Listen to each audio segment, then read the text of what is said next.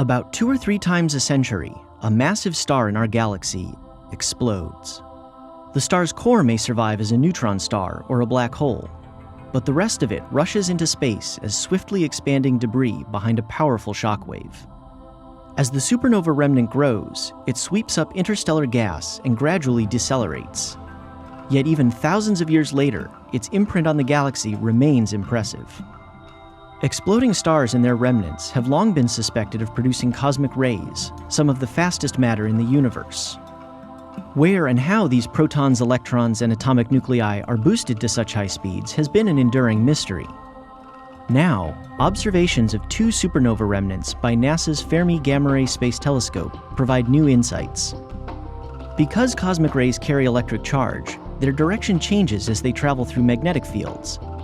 By the time the particles reach us, their paths are completely scrambled. We can't trace them back to their sources.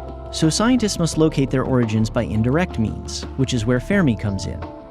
The interaction of high-energy particles with light and ordinary matter can produce gamma rays, the most powerful form of light. Unlike cosmic rays, gamma rays travel to us straight from their sources. In 1949, physicist Enrico Fermi worked out how what he called magnetized clouds could accelerate cosmic rays.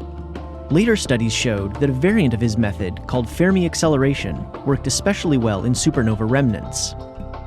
Confined by a magnetic field, high-energy particles move around randomly. Sometimes they cross the shockwave. With each round trip, they gain about 1% of their original energy. After dozens to hundreds of crossings, the particle is moving near the speed of light and is finally able to escape.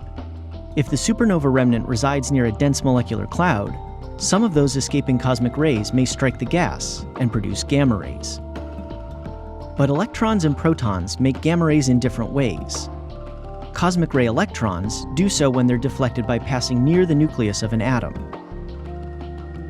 Accelerated protons may collide with an ordinary proton and produce a short-lived particle called a neutral pion. These pions quickly decay into a pair of gamma rays. At their brightest, both types of emission look very similar.